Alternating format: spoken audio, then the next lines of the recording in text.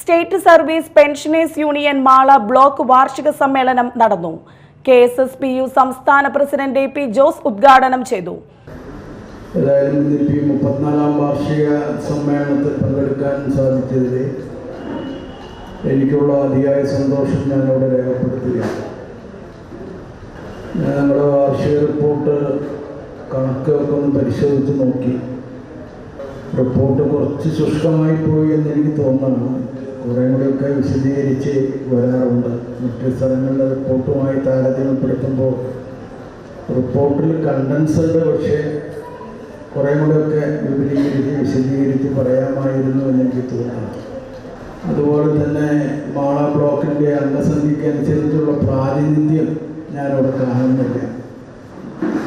അതിന് സ്വല്പം പോരായ്മയുണ്ട്. ബാക്കി ഡെക്കറേഷൻ കാര്യങ്ങളൊക്കെ വളരെ ഗംഭീരമായിട്ടുണ്ട്.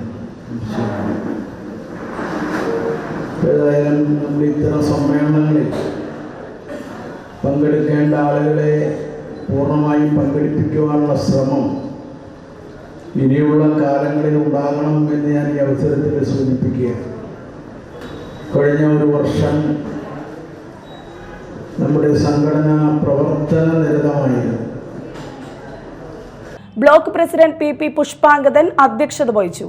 AF Afrem, Sethu Madhavan, Lalitha, Joy Mandakath, VK Gopalan, MR Gopan, EV Ramani, CD Rajan എന്നിവർ സംസാരിച്ചു. ചടങ്ങിൽ കലാമത്സരങ്ങളിൽ വിജയിച്ചവർക്ക് സമ്മാനങ്ങൾ വിതരണം ചെയ്തു.